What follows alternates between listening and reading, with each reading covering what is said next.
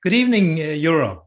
I'm very pleased to welcome you to this evening's event, the launch of a cross-party group of MEPs on European citizenship, organized by the ECIT Foundation, Europeans throughout the world, and New Europeans. I have to take you through the event together with Susanna Karp, and it's a hybrid event, meaning that part of the participants are online and some are physically present. And we hope that we can make it work for the enjoyment of everybody. The goal of the event is to listen to different voices on the topic of European citizenship. Why is it important? And how do we bring European citizenship on the agenda of the launch of the Future of Europe conference? We have today, sorry, I'll do it again. We have to do it again, okay?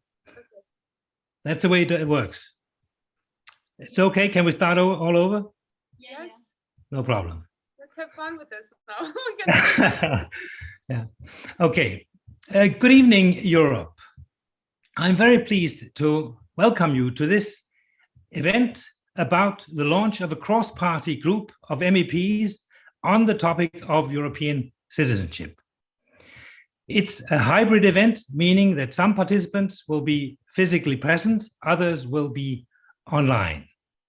The goal of the evening's event is to listen to different voices on the topic of European citizenship. Why is it important? Why worry about that? And how is it brought on the agenda of the Future of Europe conference just launched? Professionally, I've been working with building bridges across cultures all my life. I've written books about it. I worked as a simultaneous interpreter, and now I help companies and corporations and institutions find out what to say and how to say it. That's the point of today. We need communication. And I think that the issue of leadership, communication, and teamwork will be on the agenda of what we're talking about. I will give the screen now to Susanna Karp, who will introduce the topic of European citizenship. So over to you, Susanna. Why are we meeting tonight? Thank you very much, Paul, and good evening, everyone from my side as well, more particularly from the on-site, offline, so to say, but still connected to the online part of the event. Indeed, it is a very special event you're joining us for. It's a double launch. So as Paul said, we are launching and hosting the launch of a cross-party group of MEPs who have committed to working on the topic of European citizenship and to be promoting an expansion of this concept in the context of the Conference on the Future of Europe and also beyond it.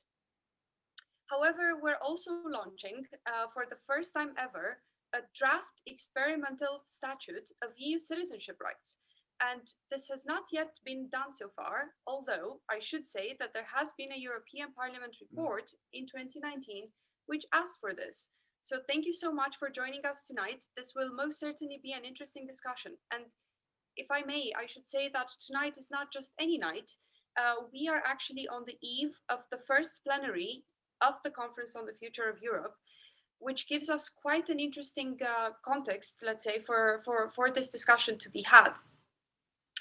But I should also note that the launch of this conference is actually 1 year late, and that a lot of European citizens were already tuned in and expecting this conference to be launched in the spring of 2020. Now, of course, we had a very difficult spring of 2020, which did not allow, let's say, for an in-person launch of the conference. But certainly European citizens needed to connect perhaps more than ever as the lockdowns unfolded around Europe. So while it is very nice to have the official conference being started now in May and June 2021, last year already we had a group of citizens and organizations that started a citizens-led conference on the future of Europe.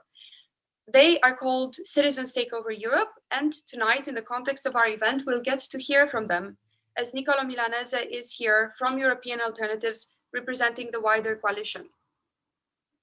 But the pandemic was more and revealed more about EU citizenship than just a simple, let's say, delay of a conference. All of a sudden, as freedom of movement was suspended around Europe, we were faced with the situation that millions of EU citizens, either on the move or with family members on the move, were actually deprived from the fundamental connections that support their livelihoods. Additionally, there have been instances where European citizens seeking treatment in another member state due to the very limited availability of specialized treatment, or maybe the complete absence of availability for such treatment in certain member states, but they were not able to actually move for the purpose of even meeting the health rights that they have currently under EU citizenship in a very small form related to freedom of movement. So we have to reflect on what the pandemic has meant for EU citizenship and where we are emerging with this discussion as we're nearing, hopefully, the end of this dreadful crisis. Last but not least, on the topic of the pandemic, we have also seen a very disappointing reality that we're faced with across Europe, which is that the quality of air that we breathe across the Union differs greatly, and that unfortunately populations which were more exposed to very bad air quality, for example, in the more industrialized regions of Europe or in cities, were also more vulnerable to the health impacts of a pandemic such as the COVID-19 pandemic. So this raises a huge question about environmental rights, about health rights, and their connection to equality in Europe.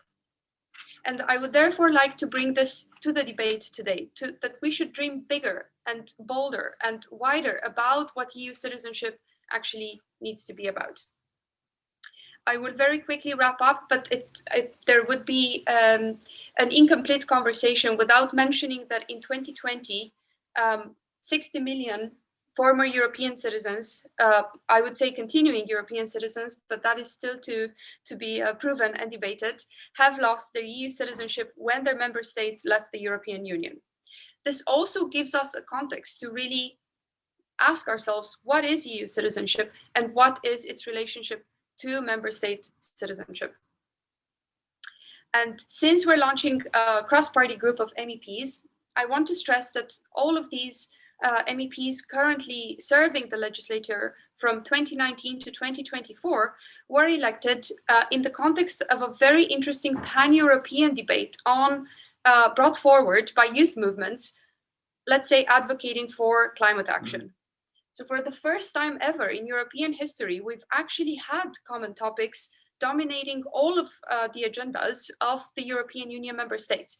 I think climate change, if I'm not mistaken, but I recall distinctively, it topped the concerns of EU citizens in all but 2 member states, where it was perhaps on 2nd place or 3rd place, but nonetheless top 3.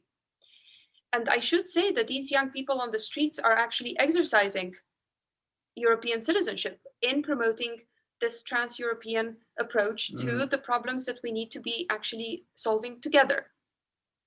So this is the context for this evening, and the intergenerational aspect of the climate crisis, I think, should inspire us to think about the intergenerational aspect of the outcome of the Conference on the Future of Europe as well.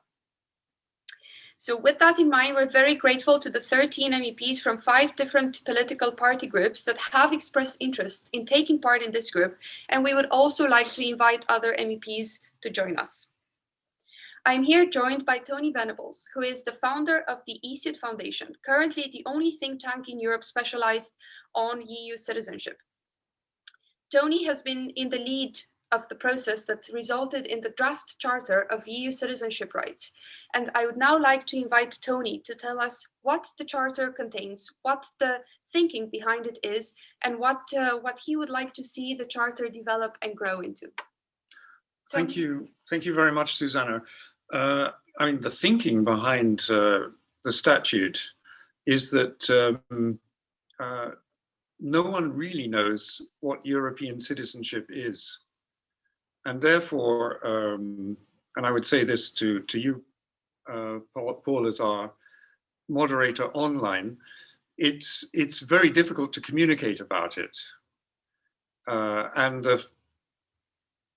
group of MEPs we're putting together are beginning to tell us that we need to work on the concept of European citizenship. They need to do it across different parties. We need to provide input from civil society. For some, this is simply a citizenship added to being a national of a member state of the EU. For others, it's a genuinely post-national citizenship. My impression is that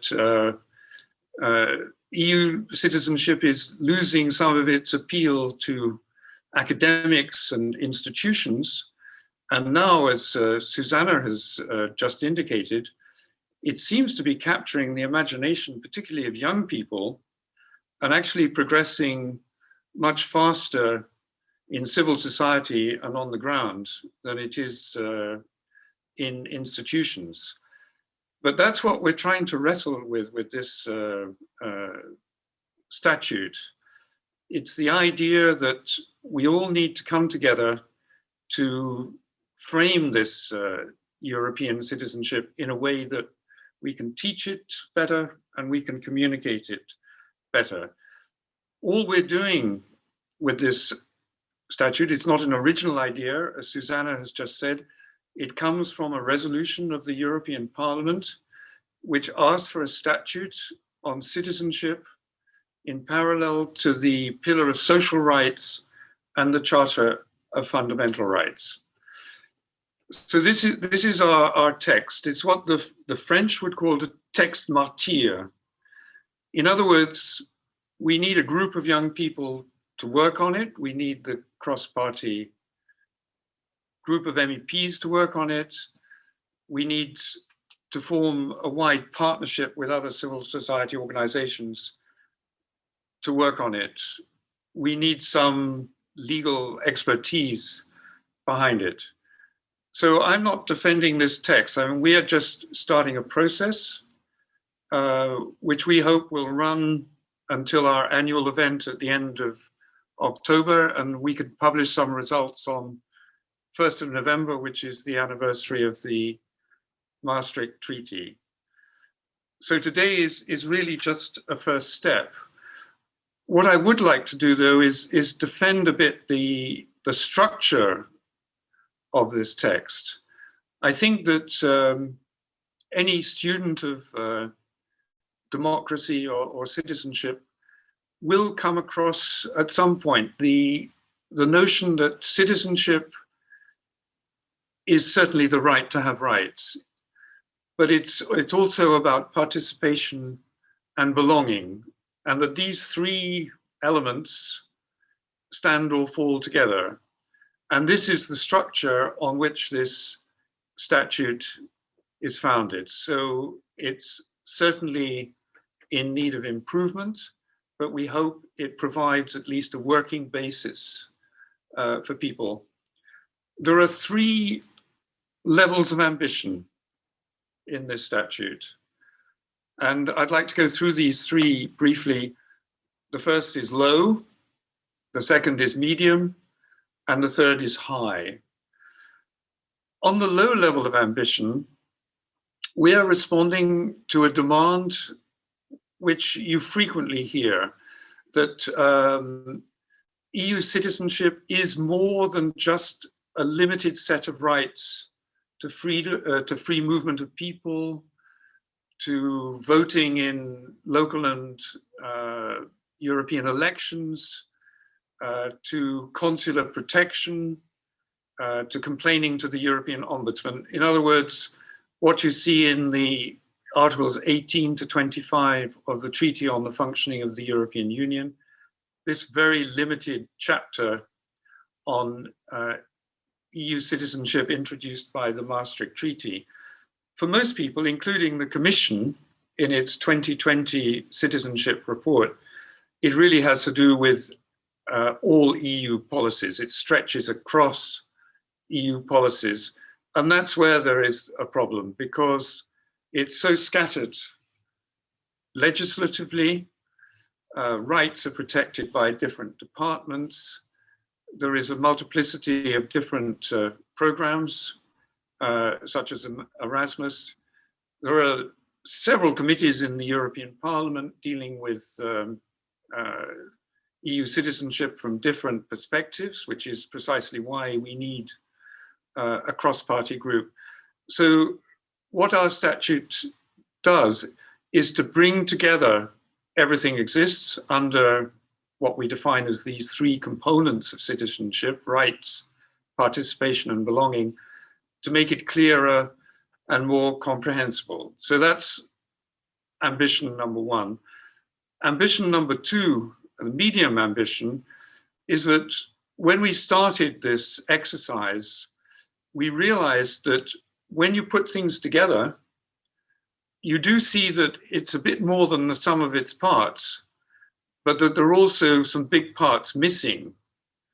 For example, why is it that as an EU citizen, I have the right to vote and stand in local and European elections in my country of residence, but I can't vote in the national elections, and millions couldn't vote in the referendum in the UK, which as a result went the way it did. And this is why we have set up this task force of young people at ECIT called Voters Without Borders, which is campaigning for full political rights for EU citizens.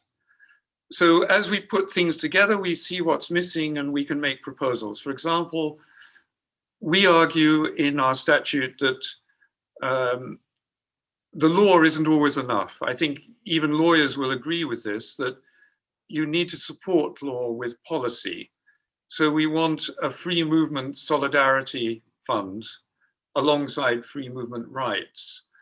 We're suggesting that the right to consular protection when you are outside the EU should really be a catalyst for the EU to introduce a European diaspora policy.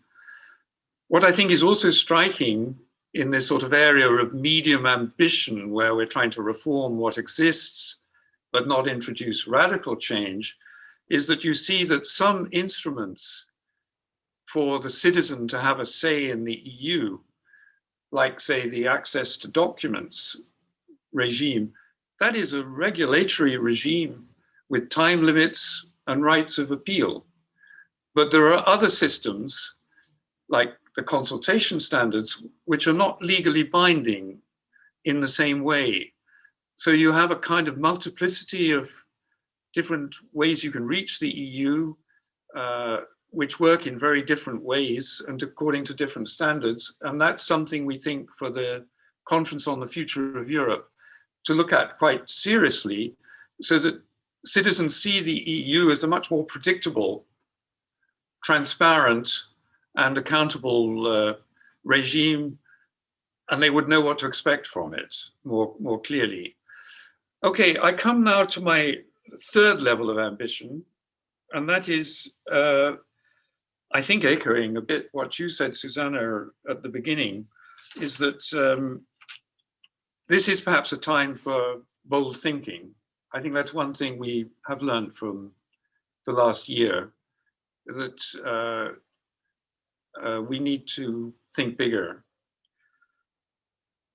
Here are 6 very quick slogans which are included in our statute as articles. Firstly, if citizenship is the right to have rights, then there should be access to the European Court of Justice. There's a lot of talk at the moment about citizens' assemblies and citizen participation in the EU. But what kind of citizenship is it if you really can't get proper access, perhaps having exhausted other remedies, to the European Court? Secondly, you spoke about the climate crisis and the protests. There is a case for adding environmental, health, and social rights to EU citizenship. And actually, we really need these new rights, because if the emphasis remains on freedom of movement, of course, that's very important to us and future generations. Of course, that's very important. but it's not relevant enough to people, the majority, who don't move, who stay at home. So these new rights, which correspond to European challenges, which cross borders like pollution, then we need them added to European citizenship. Thirdly, this needs to be much more a European citizenship for all. It tends to be seen, I think rightly, as a citizenship for the well-educated with linguistic skills, able to travel around Europe and take advantages of the opportunity that Europe has to offer. But no citizenship can be a citizenship of the few. It only makes sense if everyone is in the same boat. So we want to see in the treaties rights to information and rights to European citizenship education. And that brings me to my nearly last point. You'll be glad to hear that, having said we need to make it a citizenship for all in law, we also need to do that in practice. We have Erasmus, which is very popular, but shouldn't Erasmus be there for everyone at some time in their life if they want it? We're not going to force people into Europe, but if they want to have an Erasmus, they should be able to have one. And finally, I think why all this is exciting is that it's not since the Greeks and the Romans that we've actually had a true transnational citizenship. And this is the first in the world since those times.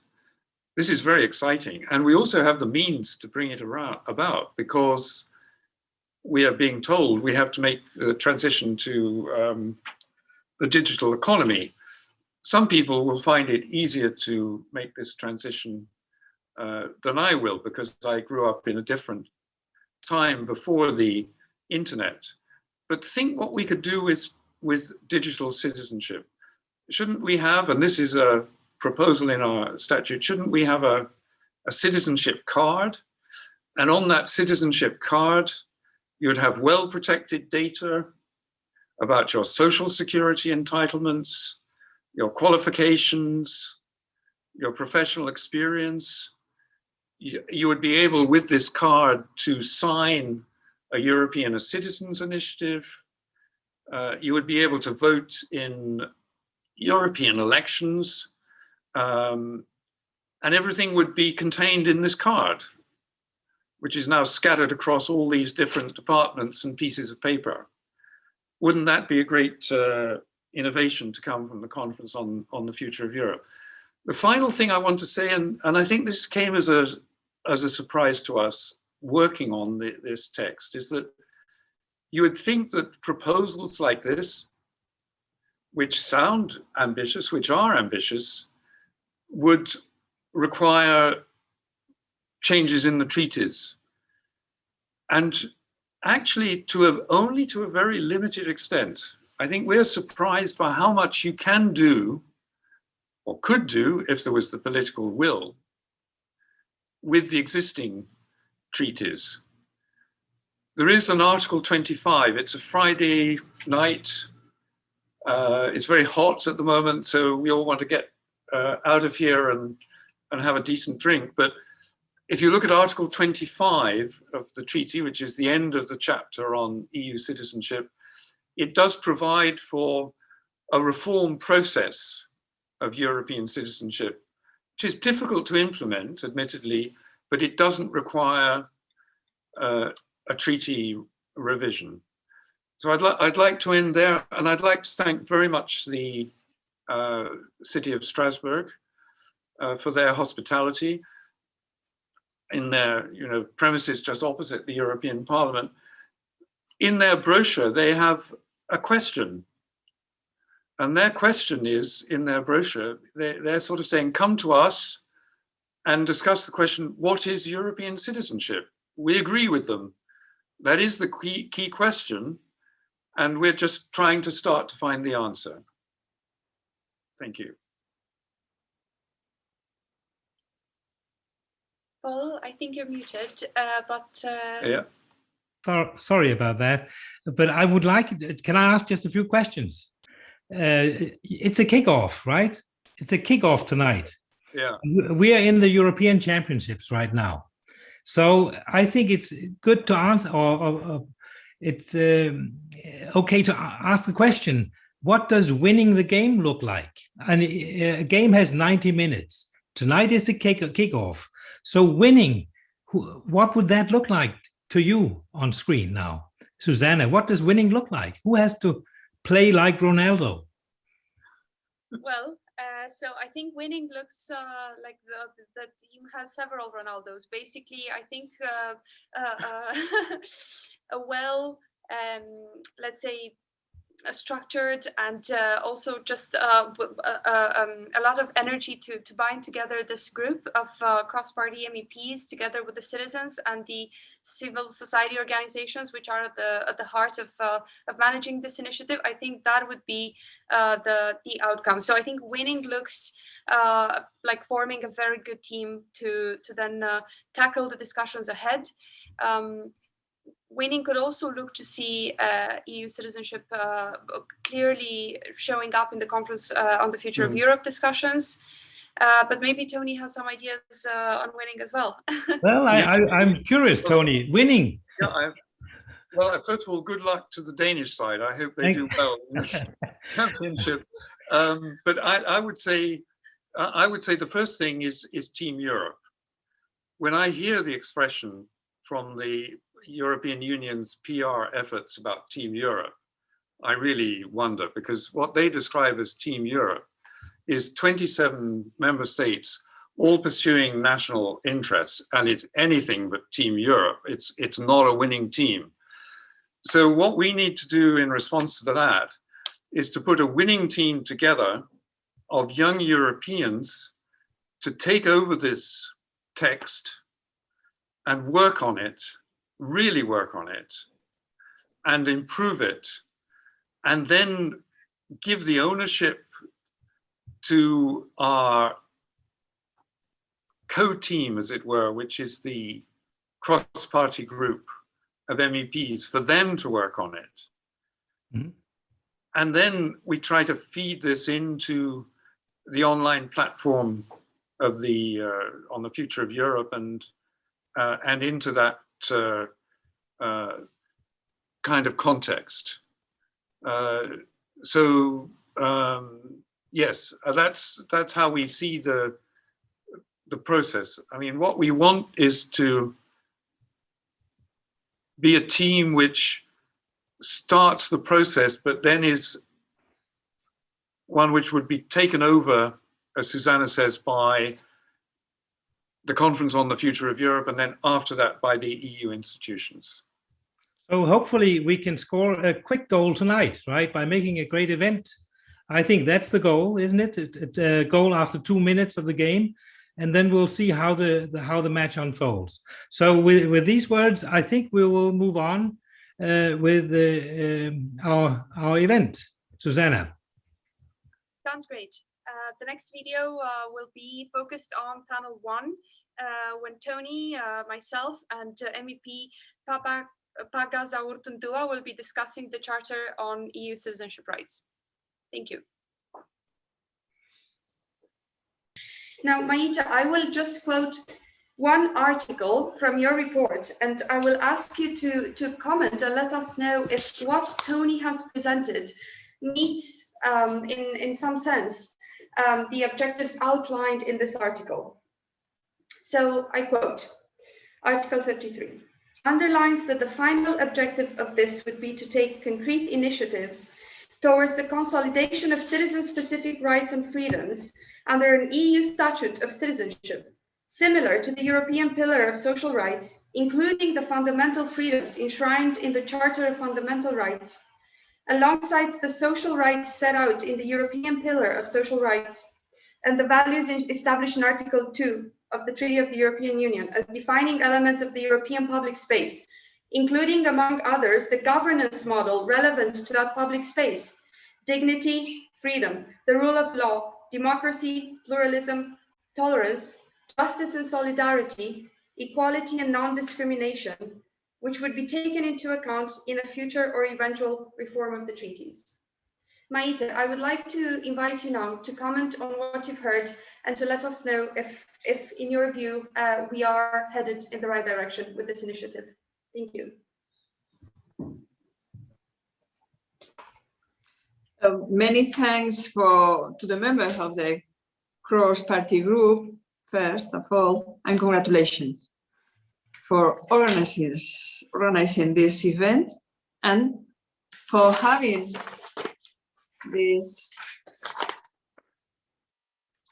project. Thank you very much.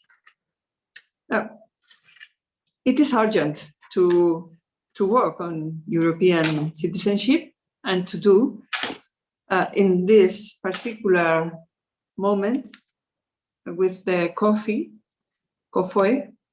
this conference, because European citizenship is a success story that after 25 years, it has become too small for the children of today and for all us too. Citizens value their European citizenship, but encounter problems, you said, in the practical realization of it, mainly due to uneven implementation of secondary legislation and for the conception too. And we need a clear codification that fully develops the 4 freedoms, but especially the movement of persons, so that citizens have a clear reference of what it means to be a citizen of the Union and understand that the status of European citizen goes beyond that of a national of a member state. And it is very interesting to work on it now, right now.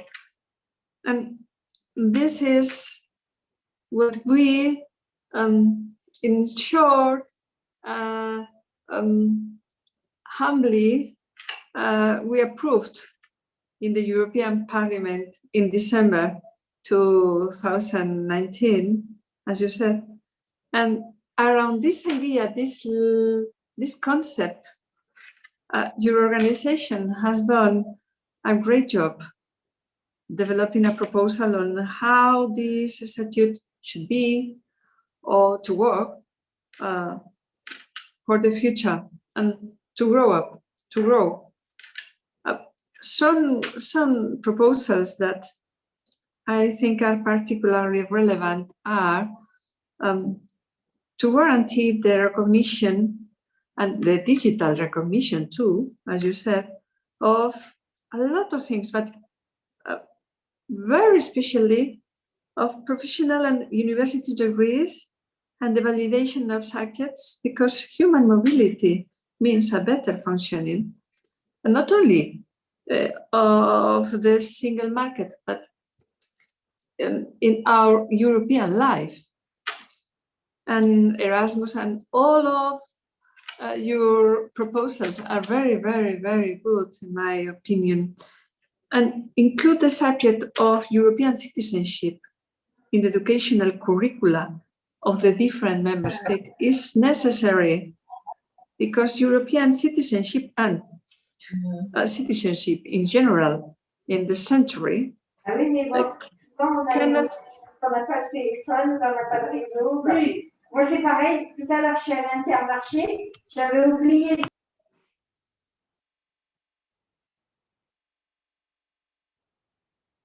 I can continue? Yes, okay. Yes. Sorry. I told you that European citizenship and citizenship in general, to be citizens in this century with this digital revolution, and so cannot be fully developed without education. And in addition to these and other ideas, which we also included in Parliament's report, we must try to make 9th of May, a public holiday in all the member states of the Union, because strengthen the sense of European belonging is something that you create too, with space for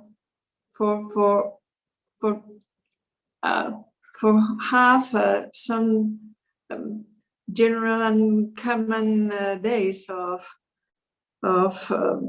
public symbolism. And it is clear that citizenship it is in itself an element of cohesion, and we need in this moment this kind of cohesion, and helps to strengthen European life and the manner of living as a person, not on a tribe, not on a populist manner, not a barbaric manner. And the conference on the future of the EU offers us an opportunity, as you said very well, to promote this status. This will be one of my priorities and my group's priorities for the conference. I agree that this is crucial, and you can count on my support for this project. And my English is not very good, you know it, but we can work together and share this project, and to share this idea, because this idea is really necessary today for the future of the Europe, for the future of, especially for the future of the children, and they need our work today for the future, when she and when they will be adults. And it's our time, is the moment. We have the opportunity, and we'll try to do it. Thank you very much, and your congratulations for the work. We will continue working. Can I say something? Please. Thank you very much. Maite, thank you very much. I have a question, because when we are told how we can make our voices heard in Conference on the Future of Europe, we're told to go to an online platform and submit things hundreds of times over, and then there will be an algorithm which will sort out which proposals will go to the decision makers. Now, I'm very bad at anything technical, as all my friends know, and I wonder what an algorithm could make of European citizenship, because you ask different academics, and for some it's just an extension of member state citizenship. For others, it's a post-national citizenship. So I think we have to ask, would you see a possibility of persuading the delegation of the European Parliament to the conference through your group, in alliance with other groups, just to take our text? Our text is what the French would call a texte martyr. It's too early yet, it needs a lot of work, but could you launch this idea somehow in the Conference on the Future of Europe and test whether it could be taken up there? And if I may add as well, that I was reading also the opinions to your report, and I found a very interesting commentary, an article from the opinion of the Petitions Committee in the European Parliament, which said, I quote, suggests a new European Convention for the purpose of revising the treaty to advance the possibilities of EU citizenship. Now, I don't necessarily think the revision of EU citizenship is pending on treaty revision, but it was quite interesting to note that the Petitions Committee at the time of your report had made this recommendation. It feels to me like we are on the eve of this convention that they're alluding towards. So very good to have this this in mind as well. Okay. Okay. I'll try to respond. First, the algorithm is blind. Yeah. And if I understand concepts, lexical things, the items, the lexical items, maybe if they are selected for the number, several for the use of topics, items, concepts, and so. And if we are able to make meetings and to talk about citizenship, European citizenship, and the need of an statutes and a statute on European citizenship and so. I understand that this is crucial to have the possibility to grow at the conference first.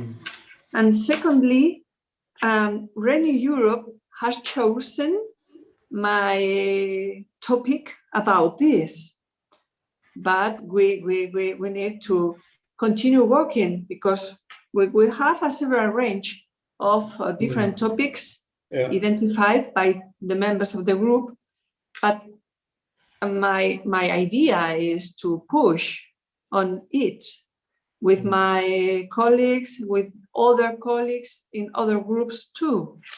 And we probably need a strategy to push little by little or as we can about the need to have an institute and a statute on European citizenship with the young people, with different collectives and so. And Renew has identified this in one of these priorities, but it is not the only priority in Renew group.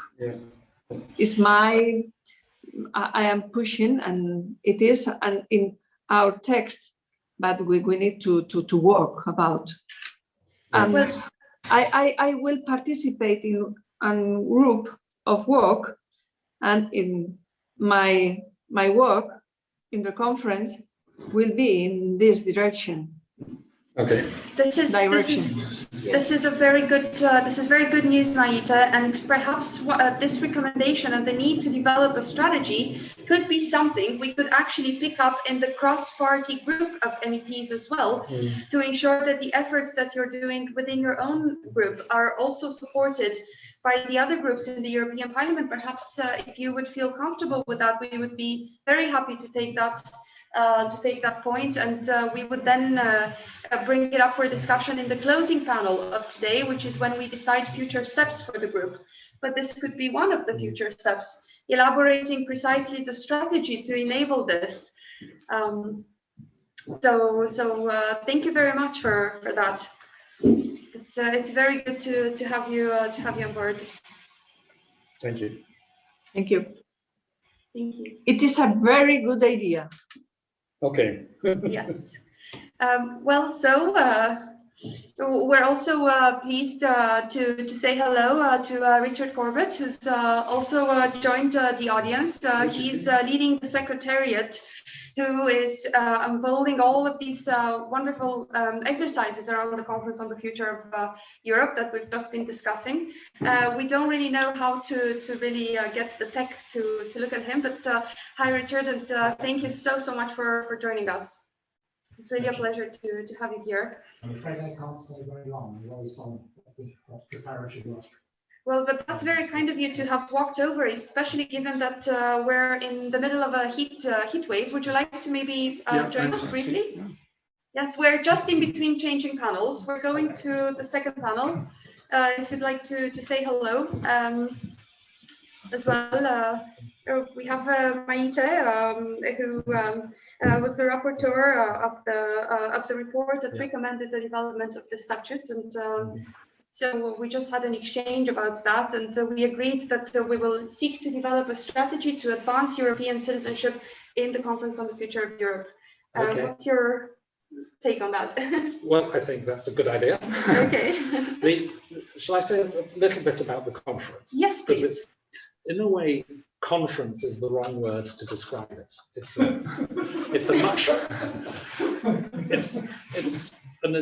The idea is to have the biggest exercise of consulting the public that the European institutions have ever undertaken, apart from elections, of course.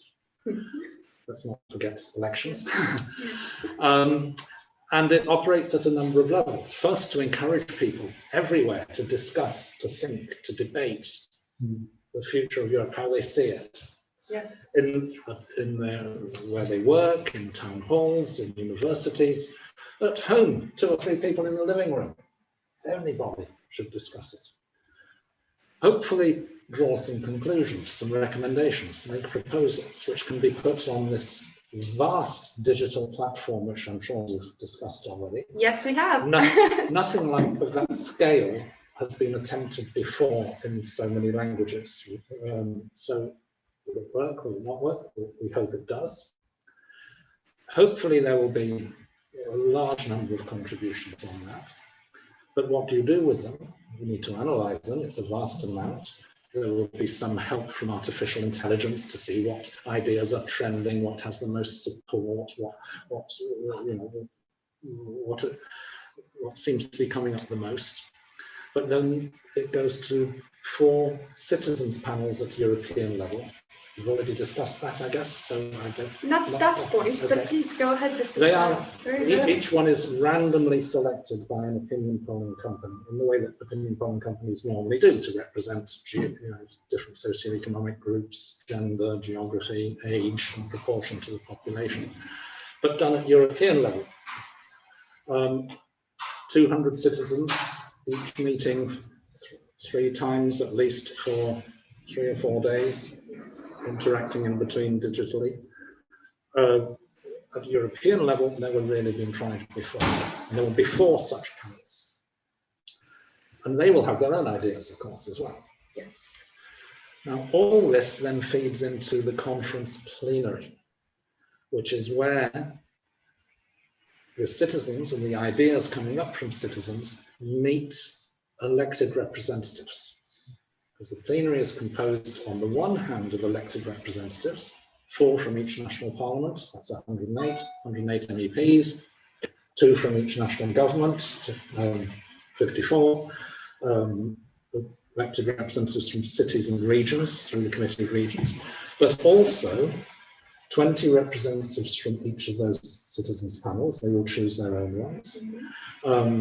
People from the Economic and Social Committee, and especially the third sector there. The chairs of the any national citizens panels or citizens consultations exercise is coming from member states, and a number of civil society organizations as well. So it's where citizens meet elected representatives. And the key to this conference is to try and build consensus there around ideas so that they don't just appear in the form of a little report saying this is what citizens are thinking, and you give it to the institutions and then hope for the best. It's to try and get political agreement beforehand so that when the report is finalized, it has the backing of national parliamentarians, European parliamentarians, governments. Now that's not going to be easy. This whole exercise has huge potential, but also huge risks. You know, maybe there'll be a cacophony of ideas and no agreement on any of them. Maybe there will be agreements around a package of ideas, and then they are not followed up. And that would create huge disappointment. So there's a lot of risks, not to mention the technical risks of trying a digital platform, multilingual of that scale. Will it work? Having citizens panels at European level, will it work? So there's a lot of risks, but at least the institutions have got together to try something new. And I think we will all find things that we think, oh, is that going to work? Or is that a good idea? Or oh, shouldn't there be different numbers or this or that? Yeah, true, but let's try and make it work. And what we need the most is ideas and concrete ideas. So what you are doing is absolutely fantastic.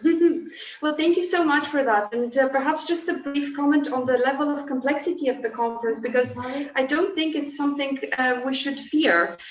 In fact, complexity is embedded in the future that we're trying to navigate. And really the question is, how do we build a European Union that is fit for navigating this level of complexity that we're heading towards together with its citizens? So I think this exercise sounds extremely interesting, and I think it may actually pave the way for a future model of governance in which I would hope that the multilingual platform will be replicated in similar instances, so that we are actually able to tap into this pool of ideas when we have to deal with some of the existential crises we're faced with, such as climate change. Of course, we don't actually know yet all of the solutions and how we're going to do it. This is why we need everybody to be joining and talking about this and suggesting solutions. So if anything, I think the level of complexity of the conference is something that we should embrace, and we should appreciate it and engage with it. We should not be scared of having to look at it again and taking our time until we properly understand how we can best contribute to it. I'm afraid now I have to pause. Yes. I was invited to your event, so I just wanted to present myself.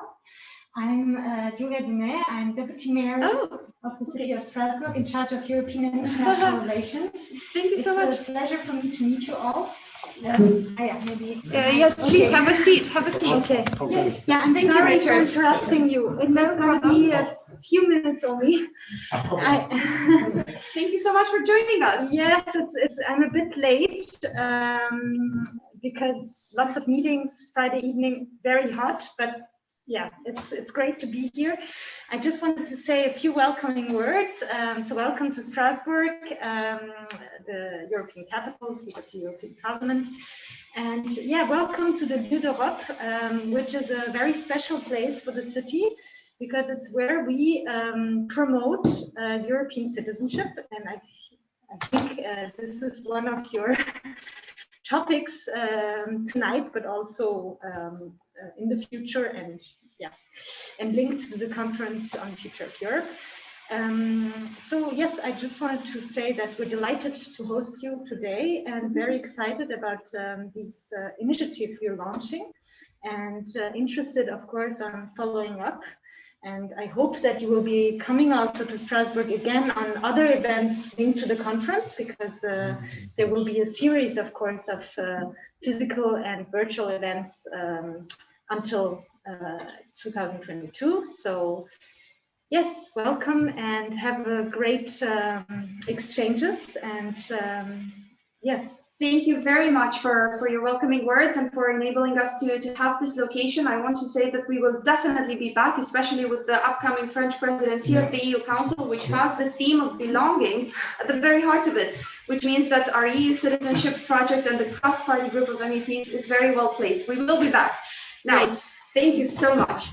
Have a great evening, and thank you. Also interesting exchanges, of course, tomorrow, right? Yes. Indeed. Thank you so much. Okay, we are slightly delayed. We're going to change panels. Paul will be the moderator. The panel is mostly an online one, but I will invite the speakers for the second panel, who are actually with us in person, such as Nicolo, to actually join us here. And actually, Yasmina as well. Yes, if you don't mind taking a seat. And Paul, over to you. Apologies to all for the delay, but this is also the beauty of spontaneous democratic engagement and the possibility to meet each other for the first time in quite a long time. So thank you for your understanding. Well, thanks a lot, Susanna. And it's really interesting to follow the introductions. Very interesting indeed. And we will move on with the next panel, which will focus on how to turn citizenship into a hot topic for MEPs, and also how to turn it into a hot topic for ordinary citizens. My wife's tennis group. I'm struggling to make my wife's tennis group talk about Europe's future. And I think that needs to be done. So I hope the panelists will raise their voice on issues relating to citizenship, the Future of Europe conference, and how to strengthen European democracy. So I give the screen, first of all, to MEP Yana Toom from Estonia. Yana Toom, are you there? Yes, I'm here. Can you hear me? We can hear you loud and clear, and we look forward to hearing you. Yes, yes. Thank you. Thank you very much for giving me not the floor, the screen. Frankly speaking, I had a slightly hope that I will speak less than listen. You know, I very much love this kind of discussions when you inspire all kind of ideas. But okay, I will also speak, and I have several points to make. Of course, it's wonderful to see that there are people who have strong ambition and political will to do big things. It's absolutely great. But you know, I'm working for 7 years now in European Parliament and Committee of Petitions. Like Maite is also a member of Committee of Petitions, and she knows very well that this is the first door where European citizens and non-citizens and residents knock when they have a problem. And of course, they hope that we will help them to solve this problem, which is not the case in, I would say, 9 petitions out of 10. And this is not about admissibility or inadmissibility of these petitions. This is about our reality where we, with our European project, live today. Of course, there are less controversial issues. I mean, they're not less important, but they're less controversial. For there is kind of political consensus that we have to deal with climate issues, with rule of law, with environment. And some of this consensus was, we could not imagine that 10 years ago, that broad consensus, for instance, about the rule of law will exist today like we see it. This is like a fruit of huge job done by politicians, by NGOs, by activists, and so on and so forth. But today we have some issues which are less controversial, and we have some bottlenecks. And we are pretty unhappy in Committee of Petitions, for we see that Europeans, those who can find the way to Committee of Petitions, which is also not easy, and they very much hope that the way to Conference of Future of Europe will be much wider and much more visible, and that really we will be able to engage as many people as possible. But those Europeans who find the way to Committee of Petitions, they are perfectly aware of what is, for instance, European Charter of Fundamental Rights. They write their petitions and they say clearly that my national government violates this and this and this paragraph of Charter of Fundamental Rights. But very few of petitioners realize that in this wonderful document, there is also Article 51. And this Article 51 says very clearly that national government is obliged to implement Charter of Fundamental Rights only if it goes to European legislation. If this is national legislation, they can even not open Charter of Fundamental Rights, and European Union, and we can do nothing. And then we have to write the letter, dear petitioner, you are absolutely right, we agree, we see violation, but you know, Article 51. And the European Parliament several years ago adopted a resolution that we want to get rid of this article. But guess where was killed this wonderful idea? It was killed at Council of European Union. And I don't know if we have somebody from the Council today here, but I believe that this body should be involved in this kind of discussions absolutely mandatory. Or the other example, and yesterday it was mentioned several times, like European Pillar of Social Rights. This is also in Maita's report. This is very good thing, but I also noticed that several speakers were very careful speaking about possible opening of treaties. For this is really controversial issue, and there is no political consensus today. But those people who deal with social issues, including Commissioner Schmidt, I believe understand very well that European Pillar of Social Rights is not implementable if we will not open the treaties. For we have principle of subsidiarity, and that is why the idea of fair minimum wage, which was promised by Ursula von der Leyen in the beginning of her mandate, now is kind of watered down. For we are operating in existing legislative frame. And I believe that this is a very important topic for discussion. Maybe this time we will not open the treaties. I don't like this, but maybe. But still we have to be as ambitious as possible, at least in the frame of single market. And even in the frame of single market, really, we can do pretty many things. Another point what I would like to share with you is about transparency. Somebody asked already that, you know, this first selection of ideas will be done by AI, artificial intelligence. But it has to be absolutely clear to everybody who is involved there, what are the algorithms, how exactly are they selecting these ideas. For you know, you can get 10 million wonderful ideas, and then it might be kind of a irresistible temptation to pick out those which are already kind of, you know, most tasty, most suitable for you. And that's why I believe that this transparency of the whole conference is absolutely crucial. Another thing which was mentioned today was free movement. It was mentioned like 10 times, and it's absolutely great thing, and so on and so forth. But you know, yesterday in Committee of Petitions and the day before yesterday, we had a very painful discussion about European citizenship and free movement. For me, I'm coming from Estonia, I'm Russian speaker, I'm coming from Russian minority. And in Latvia and Estonia, we have 75% of all stateless people living in the European Union. And our stateless people are not entitled to free movement, despite the fact that they were born in Estonia and Latvia. They cannot move freely, they cannot, if they have any business, they can move their business to another member state, but they cannot follow their own business. So it's kind of absurd. And for us, the concept of European citizen, it's not about a color of a passport. It's about being European. And that is why I was absolutely happy when I saw in this draft, this Article 7, and Article 7 saying that European citizenship has to be inclusive and outward looking based on shared values, rather, and where possible, the same European rights must be enjoyed now by European citizens and all those on the territory of the European Union and neighboring countries. So it was absolutely wonderful, and I very much hope that we will achieve this, but maybe not this year, maybe even not next year, but still the idea of this concept, I love it really, really very much. I will stop there, for I think I'm speaking to, I wanted to listen, but now it turned out I'm speaking all the time. And thank you very much, and I wish you good luck, and I believe that we will move forward together and maybe even achieve something. Thank you.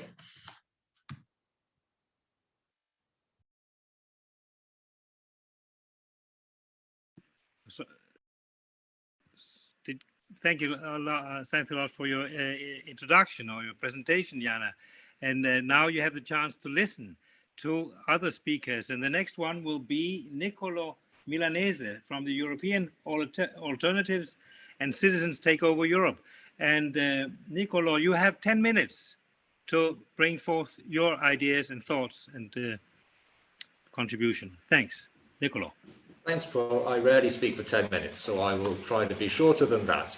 At the beginning of this event, I was thinking, as we were having some difficulties hearing each other, you know, sometimes it's hard to be heard as a citizen in Strasbourg. And then I was thinking maybe it's hard sometimes to be heard as a parliamentarian from Strasbourg as well. And you know, perhaps it's a sign that we're able to work together, citizens and parliamentarians, to get this event really going in Strasbourg and all across Europe. And I feel like, you know, the day before the conference on the future of Europe, this is an important moment to reaffirm the centrality of European democracy and the importance of citizens and parliamentarians standing up for that, because we've already heard that in different parts of Europe, in different European capitals and elsewhere, these values of citizenship and democracy are under attack. So we should be under no delusion about the situation that we are in. The conference on the future of Europe that starts tomorrow is something that many of us have been following over the past couple of years, some of us more than others. Those who are here in the room and virtually as well, I see, who are part of the Citizens Take Over Europe coalition, which started over a year ago of some 50 NGOs, have been following particularly closely. And of course, like any institutional process, there has been much to criticize and be frustrated about. The lack of involvement of citizens in designing the way the conference should work and the way discussions will be held has been very frustrating, and I dare say out of line with usual European high standards. And on the eve of the conference, many of us are very worried about the lack of diversity that is potentially going to be represented in the conference. We've heard about citizens panels which are going to be randomly selected, but it seems highly unlikely, given the criteria that are there, that marginalized groups, whether they be marginalized because of their sexual orientation, their gender, their language, their national minority status, we just heard about that, their racialized status, it seems unlikely that such groups will be inside the citizens panels. And from what we know of the makeup of the plenary, there is not much representation of marginalized groups there either. So there are many reasons to be concerned about this conference and to be vigilant about it. But there's one very important thing about this conference, which I see as a kind of innovation we have to grasp hold of. And that is that all of the European institutions are involved. The price of the complicated governance mechanism of the conference is potentially quite high in terms of how innovative and how open the conference really can be.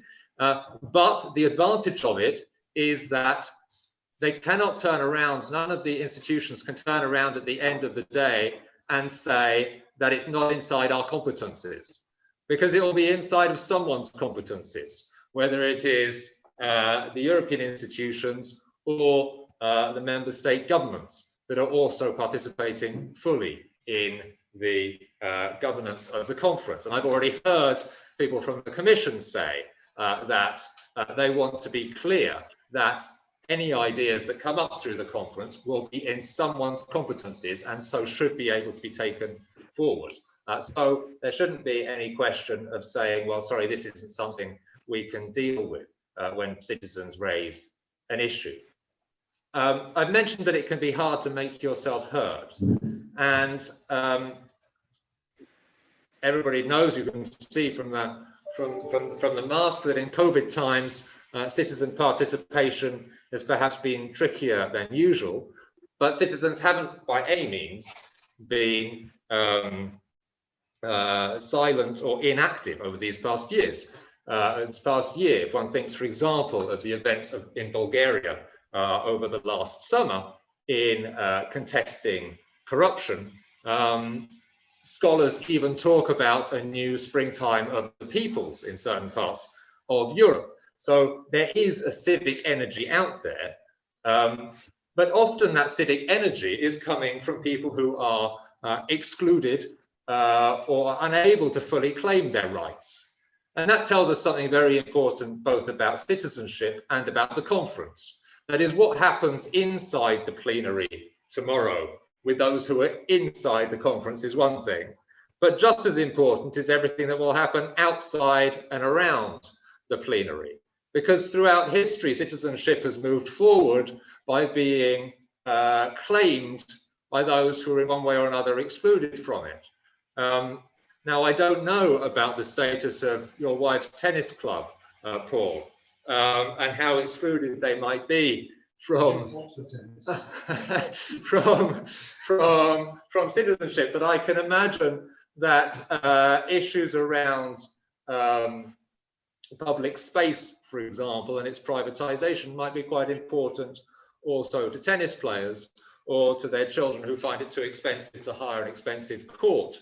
And so I think that there are ways that all of us are linked with people who are suffering the effects of exclusion or discrimination. And for those of us who can get closer to the conference, it's our responsibility also to think and to represent them. I think that I want to end by saying I really celebrate the spirit in which the Charter of Citizenship is being put together, because it emphasizes that European citizenship is not something set in stone, it's something that evolves. It emphasizes it's not just about rights, it's also about participation. And it sets an ambitious course which can bring in various different groups around it. And I think that's a crucial aspect of doing European politics that we still have to learn how to do. It is about bringing together unexpected coalitions across Europe. The political situation is getting ever more complicated and fractured. There's no longer big groups that can drive things forward, and that may be for the best. But it means that we have to put together unexpected coalitions. And I feel that around the Charter, there will be a way of bringing in multiple different sets of people who in different ways are frustrated by the incomplete nature of European citizenship. And we have to turn their frustration into a civic energy and a determination that despite sometimes the difficulties of it, pushing European democracy forward is possible. So I think that's the core of what I wanted to say, Paul. Thanks. Thanks a lot, Nicolas. I note in particular your appeal to unlikely teams. That is, putting together unlikely teams is maybe the way forward, and that the success of the conference maybe depends on the ability to energize everybody. I think energy was a very important word that you used in your introduction. So, I mean, if people are not energized about wanting to discuss the future of Europe, it will be in a small circle, right? I think we can agree on that. So thanks a lot, Nicolas. And we move on quickly to Pierre-Yves Le Bon, President of Europeans throughout the world. And Pierre, you have also 10 minutes. Well, thank you. Are you there? Thank you, Paul. You hear me? Welcome.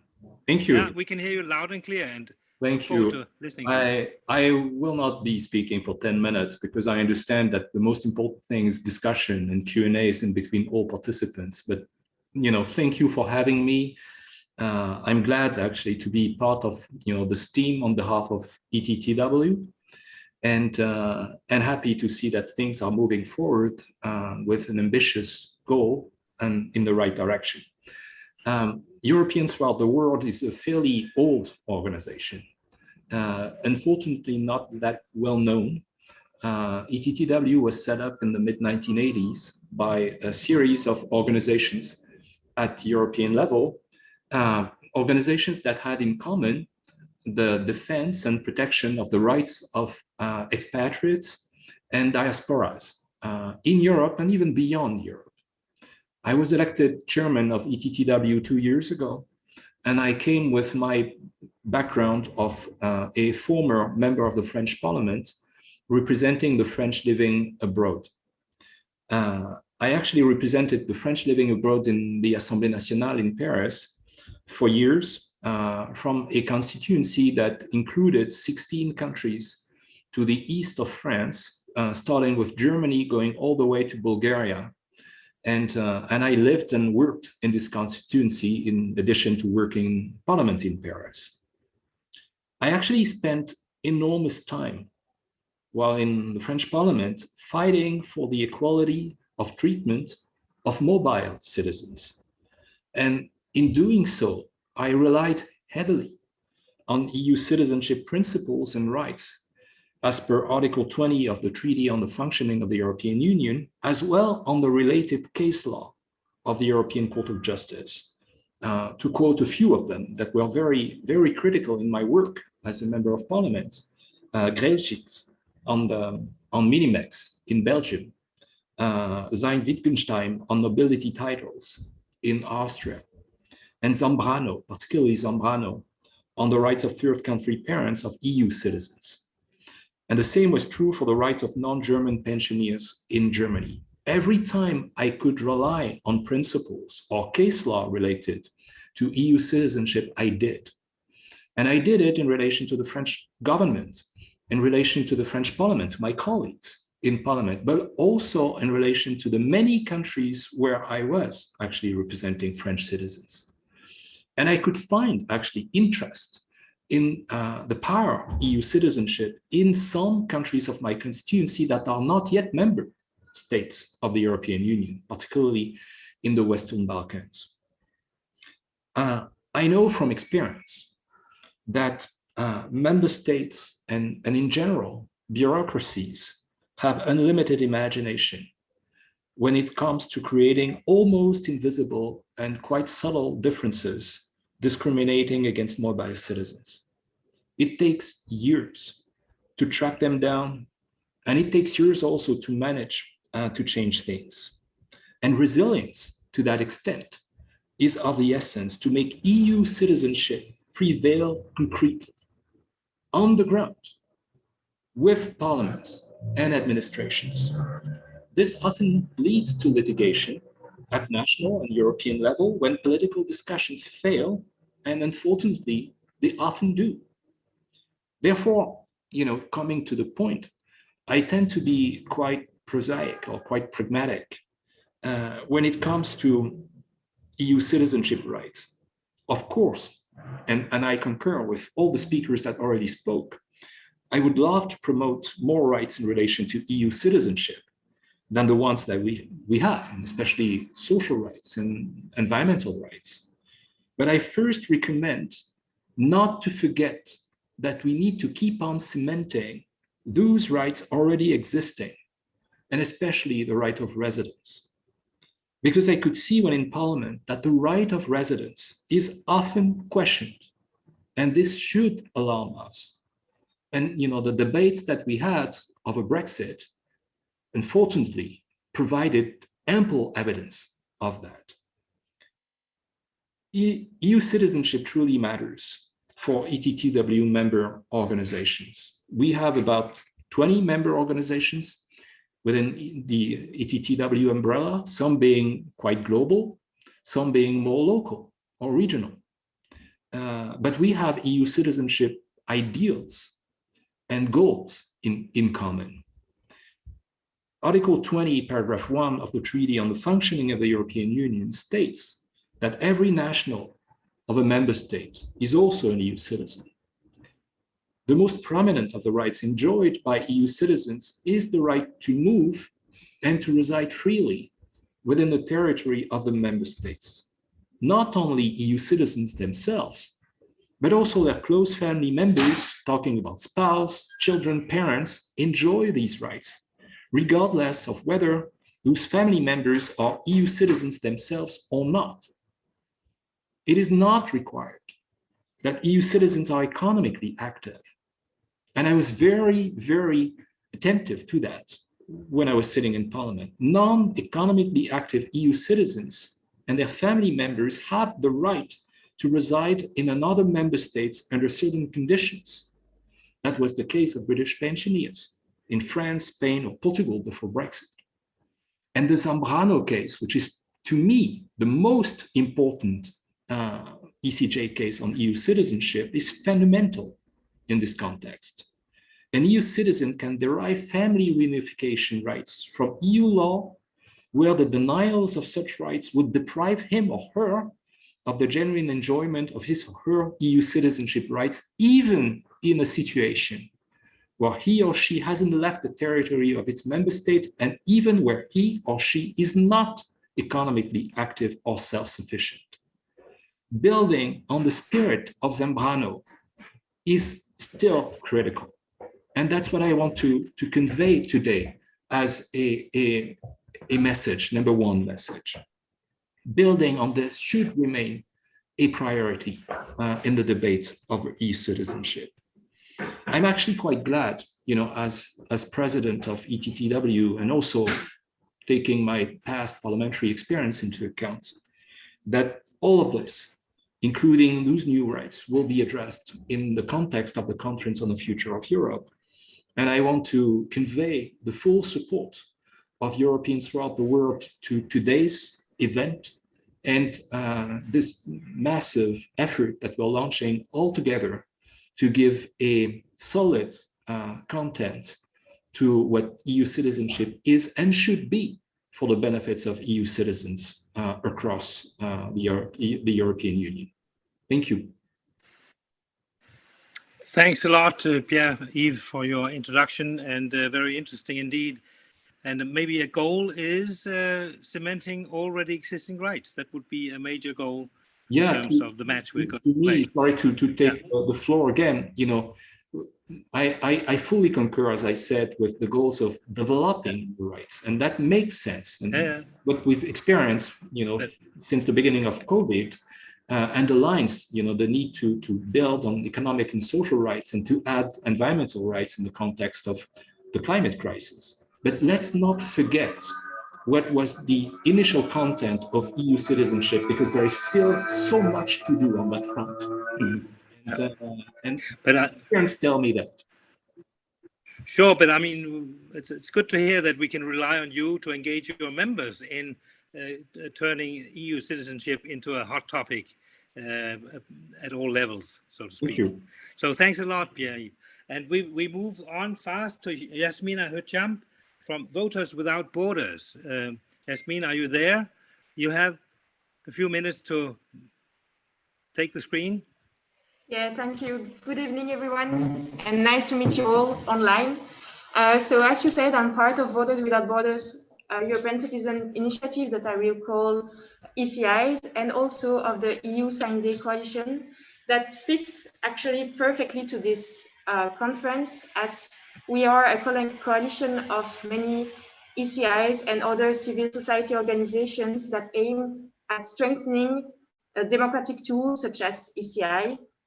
Actually, ECIs are a wonderful democratic tool in the hand of European citizens, but there are still some issues.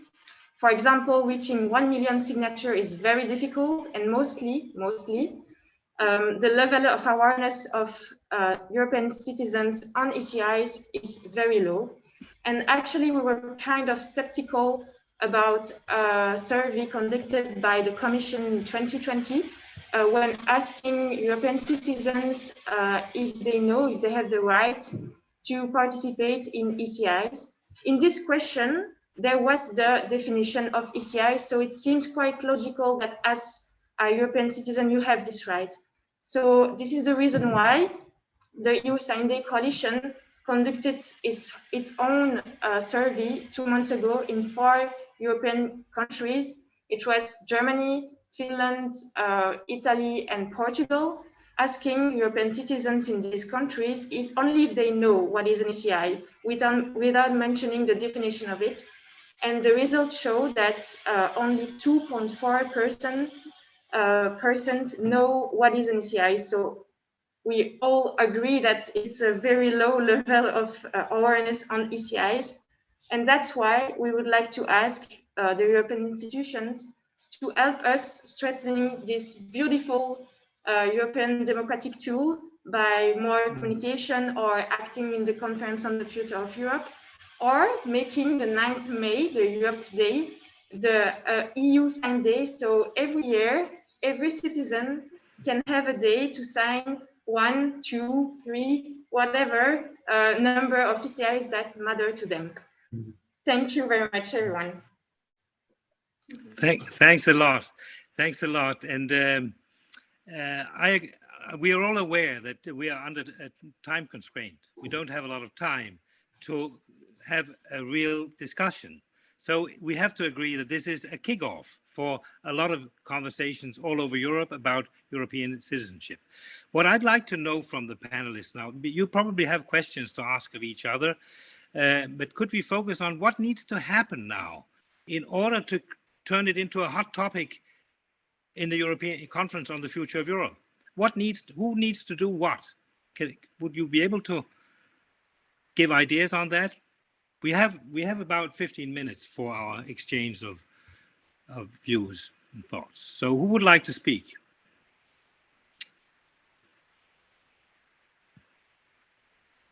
I could ask you, Yasmina, what needs to happen? I mean, I can see that you have a wonderful tool. Nobody knows it.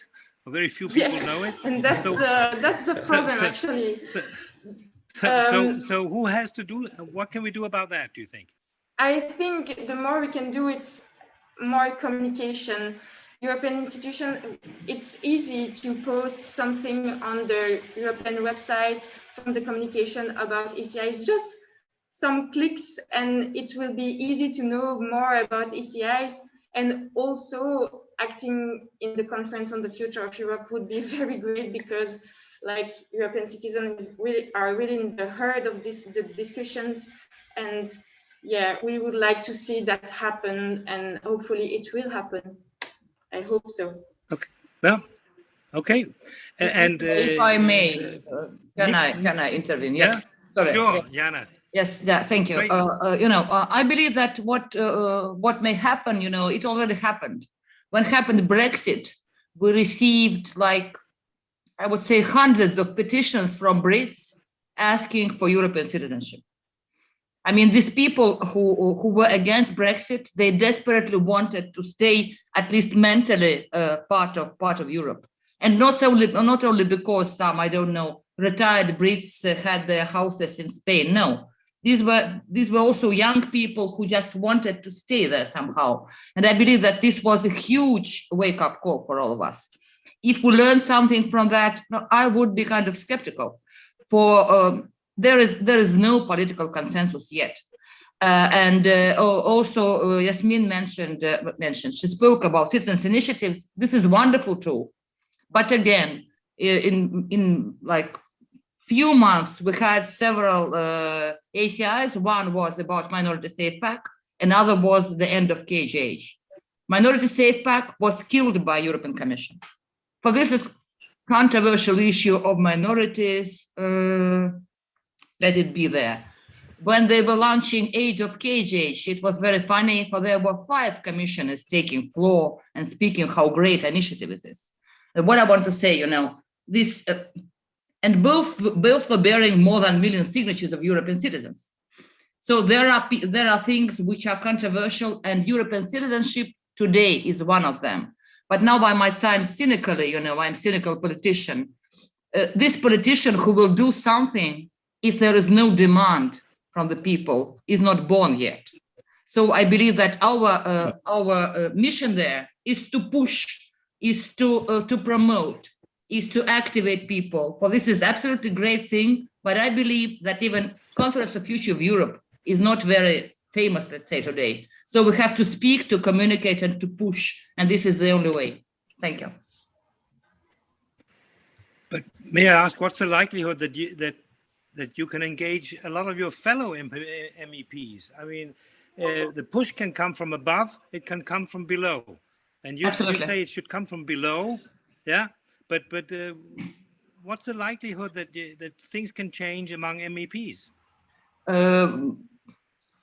If I look at current, we have a problem, of course, now, for we are in the pandemic situation for a year and a half. And strange enough, there are some people from my own political group, from Renew, whom I never seen, physically.